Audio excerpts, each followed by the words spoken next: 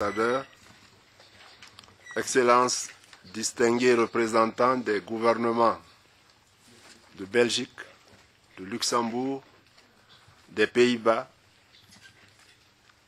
Mesdames et Messieurs les représentants, Monsieur le Président de la Chambre CBL, Chambre belgo-luxembourgeoise de commerce, Messieurs, Mesdames, les chercheurs, éminentes personnalités qui ont bien voulu accepter d'être à nos côtés, l'OMS, Médecins sans frontières, UNICEF, la Croix-Rouge, l'Union européenne. Nous saluons ici M. Chadec, directeur général de la région Afrique de l'Ouest de l'Union européenne, ainsi que les représentants de la DEFCO et des autres départements de l'Union européenne. Enfin, vous m'excuserez de ne pas pouvoir citer tout le monde. Distingués hôtes, chercheurs de Congo, chercheurs, professeurs de Guinée, qui ont fait le déplacement de Conakry jusqu'à Bruxelles et du Congo à Bruxelles, ainsi que de Côte d'Ivoire à Bruxelles. Nous vous souhaitons tous la bienvenue. Excellences, avant de commencer mes mots de remerciement envers les ambassadeurs des pays membres ACP qui ont bien voulu faire le déplacement aujourd'hui, surtout son Excellence, Monsieur l'ambassadeur Cabral de la République de Guinée-Bissau et des autres pays qui sont là.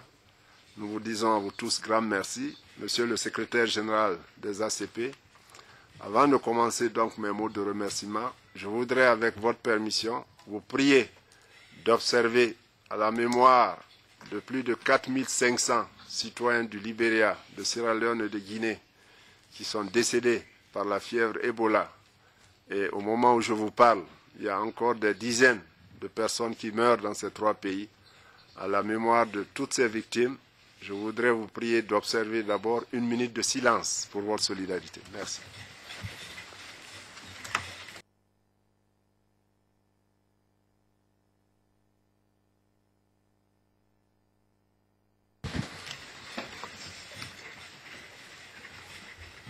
Excellences, Mesdames et Messieurs les ambassadeurs, Messieurs les représentants des gouvernements de l'Union européenne et des grandes institutions, je ne vais pas être long d'abord, c'est juste vous souhaiter la bienvenue.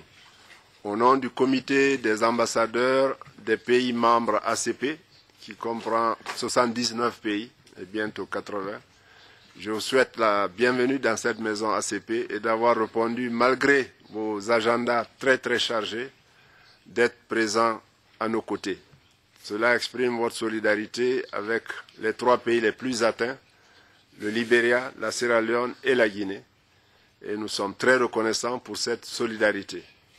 Je voudrais ici particulièrement remercier Mme Raymond, sous-secrétaire générale des ACP, qui, depuis que nous lui avons soumis cette idée, s'est mobilisée, s'est engagée et a réussi à organiser en un temps record ce symposium. Nous voulons que ce symposium permette à nos trois pays de vous exposer la situation actuelle, de vous exposer nos attentes, de vous exposer nos suggestions, nos soucis, pour voir comment ensemble nous pouvons combattre ce fléau qui devient un fléau mondial.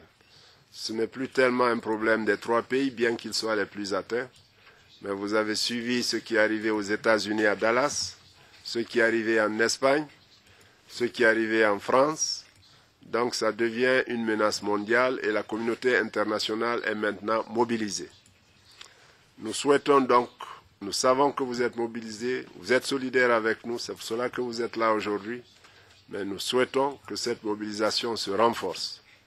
Et mesdames et messieurs, notre idée est que ce symposium, à la fin de sa session, puisse faire ce que nous appelons l'appel de Bruxelles, pour d'abord qu'il y ait une conférence internationale de solidarité sur Ebola à Bruxelles.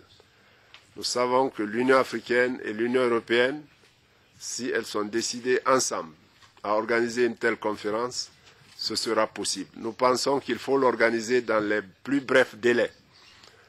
On nous répond souvent qu'il y a eu les réunions de New York, il y a eu les réunions de Washington, c'est vrai, de haut niveau, où il y a eu des engagements des Nations Unies, de la Banque mondiale, du Fonds monétaire international. Le président de la République de Guinée, son Excellence le professeur Alpha Condé, y était au nom de la Mano River Union. et nous avons apprécié les engagements des différentes institutions. Mais nous pensons qu'une conférence internationale à Bruxelles, sous l'égide de l'Union européenne et de l'Union africaine, aura un impact particulier sur la mobilisation non seulement de l'opinion internationale, mais de toutes les forces qui veulent se solidariser avec nous. Je vous dis donc merci. À ce jour, en Guinée, nous avons plus de 1500 cas atteints, dont plus de 800 décès. Le taux de mortalité donc a atteint les 60%. Mes collègues du Libéria et de Sierra Leone, ainsi que l'ambassadeur du Ghana, du Nigeria, vous exposeront la situation dans les pays respectifs. Le Ghana n'est pas atteint, le Nigeria a réussi d'une manière exemplaire à gérer la crise d'Ebola dans le pays. Le Ghana préside actuellement la CEDEAO, donc c'est la communauté économique des États de l'Afrique de l'Ouest. Et dans ce sens, l'Organisation des Nations Unies a décidé d'établir à Accra la task force qui s'occupe de combattre Ebola dans les 3 pays. C'est à ce titre que nous saluons la présence de son Excellence, Monsieur l'ambassadeur du Ghana, qui va nous dire le rôle que joue le Ghana actuellement.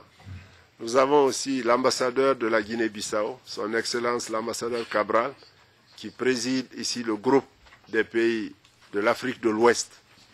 Ce groupe a été l'un des initiateurs de ce symposium et je suis sûr qu'en nom de notre groupe, il vous dira aussi quelques mots. Voilà en termes d'introduction ce que je voulais vous dire en vous disant que nous avons d'éminents orateurs de MSF, OMS, Croix-Rouge, Union européenne et des professeurs d'université que nous saluons ici, qui sont là, des chercheurs, qui vont vous expliquer leur expérience dans nos différents pays et les propositions qu'ils peuvent nous faire pour ce symposium. Nous avons aussi d'autres représentants des autres institutions qui sont là et durant les débats, chacun est prié d'intervenir. Comme le temps est très court, vous savez, c'est un vendredi et certains viennent de loin, nous sommes tenus à finir la réunion vers 13 h et nous serons heureux que les interventions soient donc brèves et pour que ce soit rapidement fait.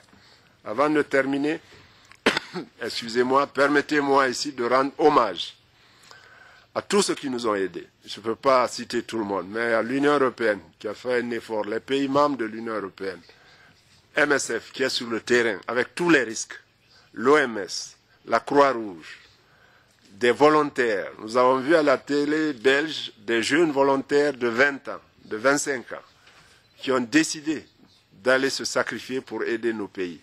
MSF les forme et après ils vont dans nos 3 pays pour aider à nous soigner. Notre besoin urgent, à part ces différentes aides et cette solidarité internationale, c'est surtout le renforcement de nos capacités sanitaires. Ça, c'est urgent, mesdames et messieurs. Il faut qu'on nous aide à renforcer nos hôpitaux. Deuxième besoin urgent, c'est la formation de nos cadres, la formation de nos infirmiers, la formation de nos médecins, ce qu'on appelle le capacity building. Ça nous manque énormément. Donc, à part ces engagements sur des centaines de millions d'euros et des milliards même, si on additionne tout maintenant, et que nous sachons que les décaissements prennent toujours du temps, nous pensons que l'aide directe urgente est de nous aider à avoir urgemment des ambulances, des gants, des liquides pour désinfecter nos maisons, des antibiotiques et tout ce qu'il faut pour un peu remonter physiquement les malades. Voilà les aides urgentes dont nous avons besoin. Nous avons besoin de personnel. MSF le sait, et certainement ils vont en parler dans leur intervention. Il nous faut du personnel.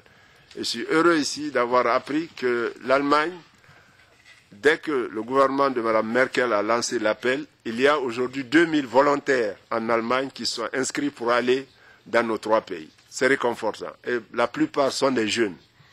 Naturellement, comme ça a été discuté hier à la réunion des ministres de la Santé de l'Union européenne, ici à Bruxelles, le grand problème, c'est l'évacuation sanitaire après du personnel si jamais il est atteint. Ce problème a été débattu et là aussi, il faut une aide très substantielle pour résoudre ce problème parce qu'il faut encourager ceux qui décident d'aller volontairement pour nous aider. En cas, nous ne le souhaitons pas, mais en cas où quelqu'un contracte la maladie, comment l'évacuer très rapidement sur l'Europe pour venir le soigner.